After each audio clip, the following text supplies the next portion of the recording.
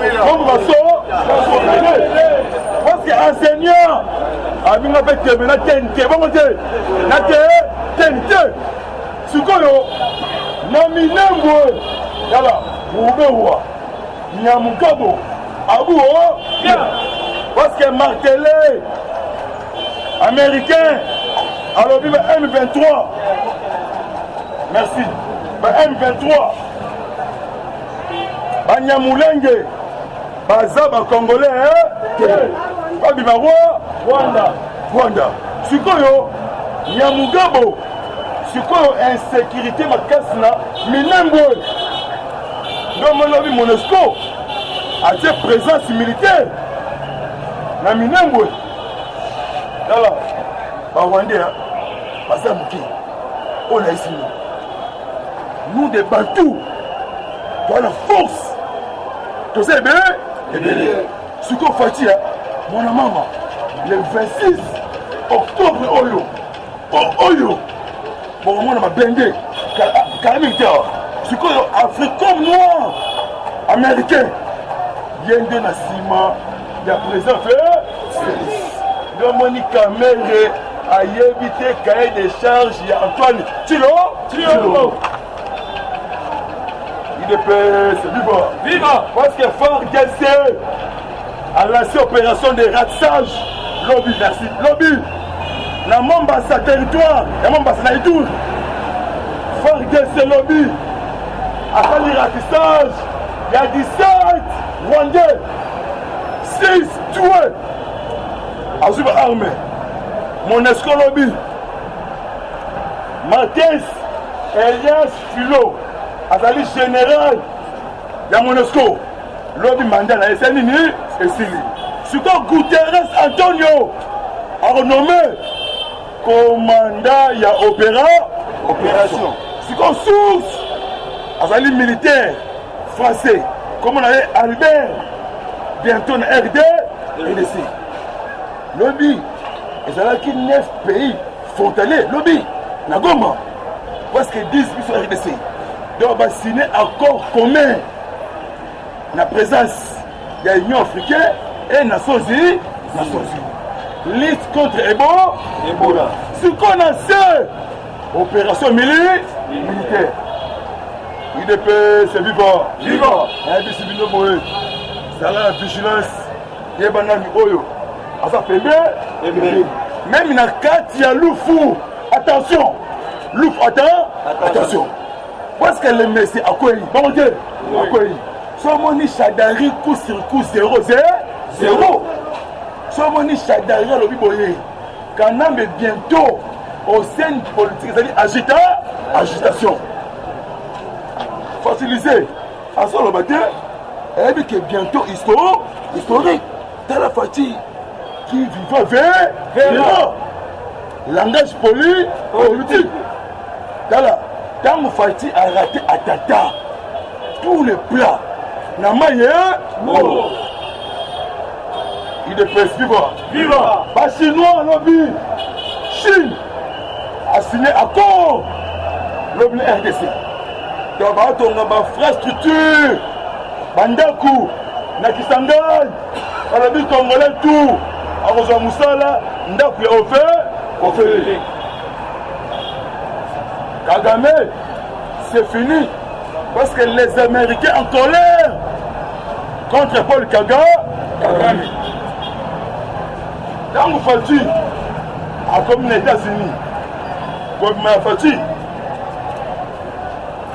il est presse viva. Le roi Félix, je suis venu ici pour renforcer la coopération États-Unis et la RDC. On a intérêt, et peuple congolais. Troisièmement, ce qu'on va dire, et plusieurs années, moi, toujours, na RDC.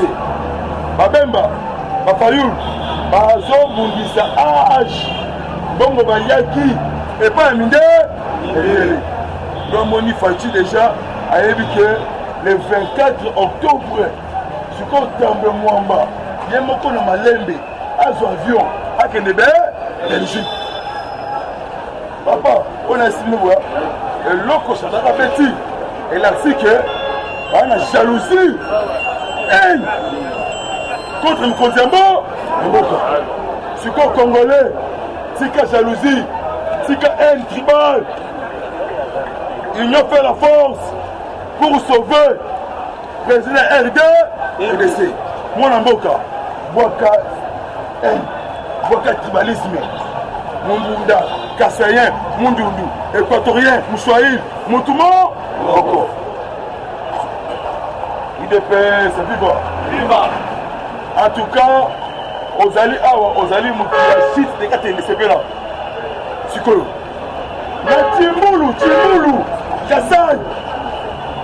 Vas-y, premier lot. Il y a matériel, il y a barrage, il y a chute. Des 4 bientôt Mbouchima, Kassai, bientôt. Koura, Kito, Toko. Même Issassou. Mais président angolais, on a. Parce que bien que jalousie. Bah, que Félix a maté Nicolo. IDP, c'est viva. Viva. Ah, où tu peux révéler. Nakatia Minemboé. Chef coutumier. Azali Roi. Rwandais. La générale. Azali Rwandais. La police. Rwandais. Pas député, Rwandais. C'est comme maire, il y a ville, il y a Kuna. Comme on a Mokinzo. C'est un Rwandaise. Tout ça, on a vu tout ça, c'est musée. C'est musée. Dans le Congo, déjà était comme un Kala. Ce qu'on fait ici, pour voter le Congo. On a beaucoup de diable. C'est Kana.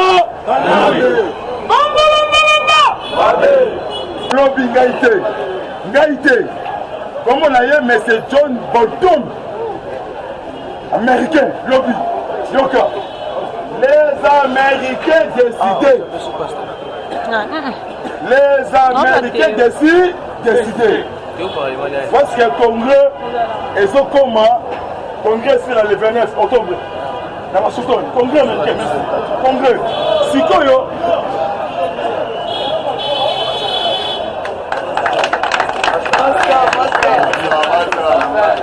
Mon maman, maman so, si quoi Herman Cohen invité, na Congrès américain, na maman Zaid Catalan, na Congrès américain. Si quoi Congrès décidé, il y aura bien. Le monsieur Kanambe, premier point, il faut capturer physiquement. Et traduit dans le judiciaire américain, c'est Texas. Texas. On a paix. Elles ont dans la mort. Dans mon Nishadari, c'est bon. Comme une agitation. Ce qu'on fait, c'est 21 heures. Ouah! Pas du tout. 21 heures. Donc, président Star. Partout Félix. Antoine Titi, c'est que. Là.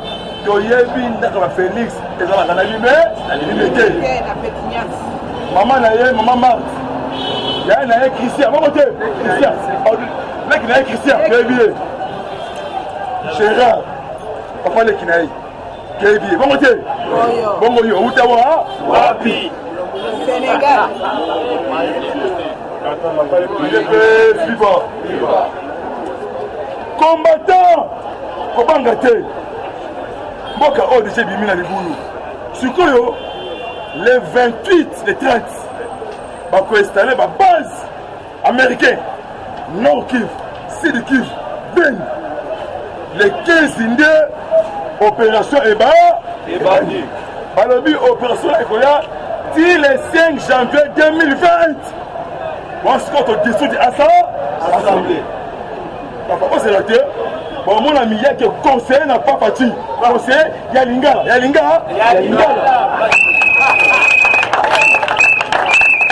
Mon maman, mon masso, c'est Antoine Chilombo.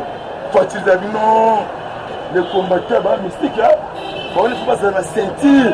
Il y a Nkonziambo, et vous, les diasporas, ils ont fait la force. Azora les 10. À Paris, à qui quartier Chaléré. FARDC abomi un grand cible rwandais. FARDC. Comment on a eu si ça youra. Il est viva. Comment on a eu si ça yaoura. Abomi na Nord Kivu. La FARDC. Ce que yo minembwe ezongi. Nangamu RD. Ce que yo les Rwandais. Kagame et Claude Nyamugabo na ubewa na maye siko fati ana politique ya ba na politique ya père Etienne Wamuluba tokoti affaire ya pigeon 2010 basa ebi 2010 ah merci papa pigeon ngoyo e bandi busa parce que moi c'est une pigeon ngami yake oyo mais nali papu ya pigeon événement ce qu'on vous solé on a paix et ça la makam peuple congolais azwa libération IDPS viva ce qu'on peut reçu qui ça mon numéro c'est 090 552 89 30 benga biso on se vrai message IDPS viva sikoyo nani oyo atindi deux coupes jeunesse na Sankuru lobby atumbi 200 maisons Sankuru nde Joseph Stéphane Mukumadi afuni mende omala mais Claude Ibalanki oza na coordination suivi accord d'Aliza Lema ces journées semaine wana et comme Mukumadi c'est vérité Abi Sankuru bientôt elle va sécurité Yamaka Makas IDPS c'est vivant Domoni coup préparé et quoi il a maï ce qu'on fait béton des soldats le 30 octobre Azwa 400 000 fois Congolais FARDC Azwa bon bientôt avant Mboka Oyo et Outi Moussika donc Fati a memi Mboka na 7 mois 8 mois Mboka Zou éleva merci vraiment merci du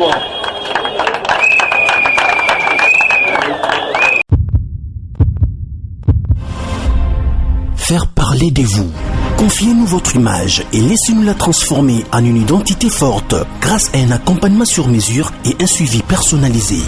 De la communication institutionnelle au marketing politique et commercial, Eshima Magazine apporte des solutions de communication à tout type d'entreprise, institutions ou personnalités.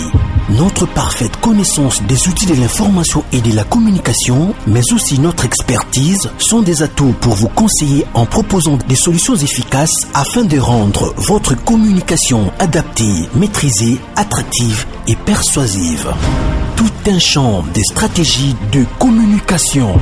Magazine congolais d'information générale, Eshima Magazine bat au rythme de l'actualité. Impartial, documenté, instructif, Eshima au cœur de l'info. Communiquer de manière impactante nous exige une analyse approfondie de besoins, des objectifs et des cibles. Eshima Magazine assure l'intégralité de la promotion de vos projets, de leur conception à leur réalisation. Conseil en stratégie de communication et publicité, désir de partager, ambition de convaincre. Faites-nous confiance. Nos méthodes de travail, notre rigueur, ainsi que nos compétences comme identité de support des communications font de nous le magazine de référence. Retrouvez Eshima Magazine au 4012 avenue Ouya dans la commune de Kintambo à 2 minutes de magasin. Contact eshima-magazine@hotmail.com. Téléphone +243 85 11 34 444. Eshima Magazine, un nouveau standard d'information.